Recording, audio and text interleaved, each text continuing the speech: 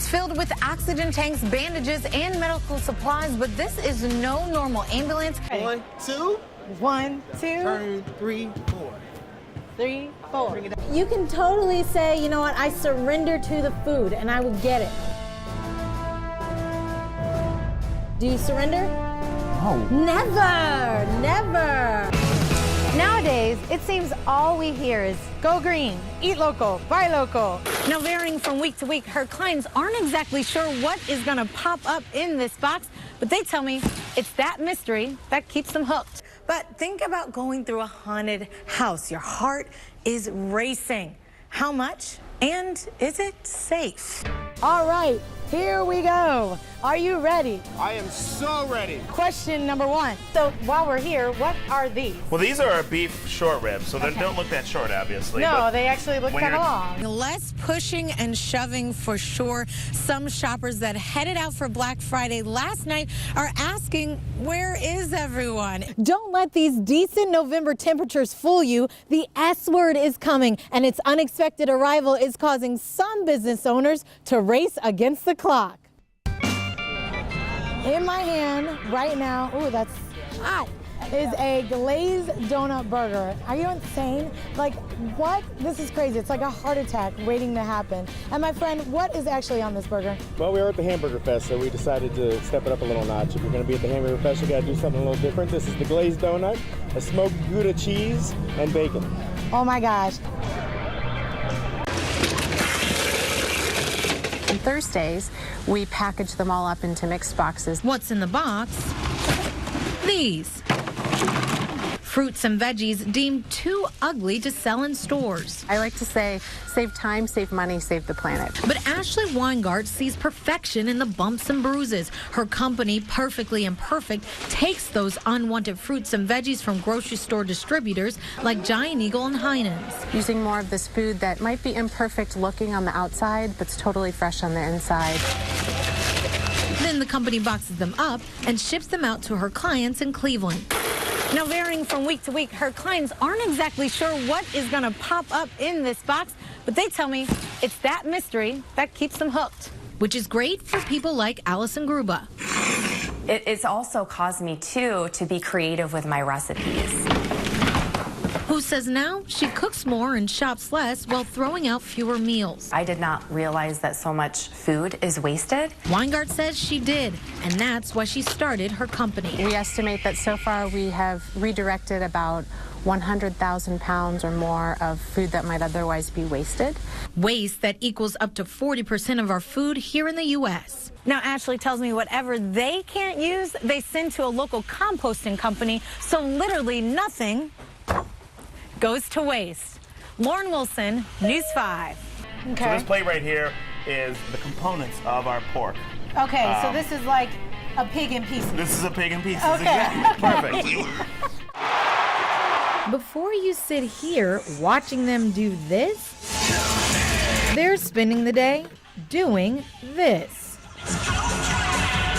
I mean, sometimes it's on the court or sometimes it's just, on a piece of concrete or outside. The Q Squad, Cavalier Girls, and Scream Team all start rehearsals hours before game time, prepping, stretching, and running through their routines over and over again to give their fans their best. And whether the team is on the road or whether they are here, we are defending the land. So they can be clear across the country and they will feel us. When the team is home, the stakes are even higher. There is a big difference because for home games, we also have Fan Fest outside. And so we do a performance just like we would if we were inside. And it's all run by her. Emily Smith oversees more than 200 Cavs dancers and entertainers. I have the best job in the world. All of these young people are living their dreams, and it's because of the Cleveland Cavaliers. How do you join? Well, there's one requirement that tops all the rest. The most important prerequisite for being one of our entertainers, you have to be a fan. You have to live wine and gold. So she let me put my skills and enthusiasm to the test. To get in. Pray for me. There was the dunk. Here it comes. Here it comes. The toss. And throw. And move. And of course, the dance. Don't laugh at me now, okay? 5, 6, 7, 8. 1 and 2, 3 and 4, 5, 6. One more time. Here you Now that's what I call ready for showtime. Lauren Wilson, News 5. What we normally do is you get the next 30 seconds to pick your favorite dish on the menu. But I want to switch it up a bit today. And I heard you have a food challenge, right? We do. It's the Stewinator Challenge. It's a sandwich we made. It's about 7 pounds of meat, and we've had a lot of people try it, and I think only 7 or 8 people have ever finished it. We do have a challenger, right? We do have a challenger. He's a football player. He's been training. Well, let's go check this out. I'm ready to see how much his training has paid off. Sounds good. All right, let's roll. Okay. E-Team community reporter and possibly the sweetest person in the newsroom, Lauren Wilson, there she is, joins us to talk about how, Lauren, you really do need to enter at your own risk. Exactly. Good morning, Boo. Think about it, guys. When you go through a haunted house, your body normally, or when you get scared rather, your body normally jerks when you get scared. But think about going through a haunted house. Your heart is racing. How much? And is it safe?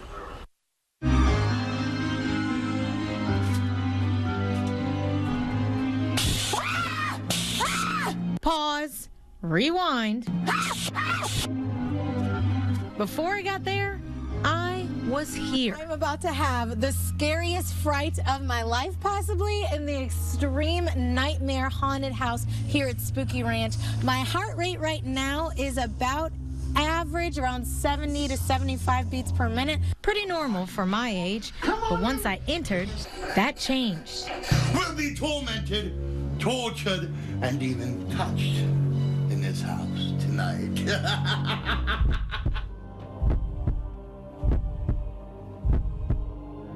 Fear, excitement, all of those things trigger something called the fight or flight response.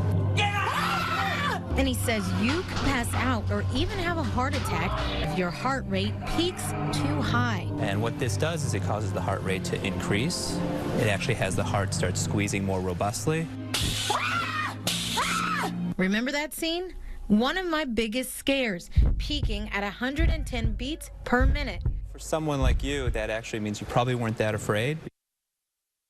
Well, I felt that afraid, that is for sure. Now, heart attacks from haunted houses are the exception, not the rule. Typically, people in their 20s and 30s can get up to 180 or 190 beats per minute, but that peak heart rate declines as we get older or have a history of heart problems. Dr. Martin says his biggest advice is to talk to your doctor if you are concerned before the experience and before the fright. Ooh. For the E-Team, I'm Lauren Wilson.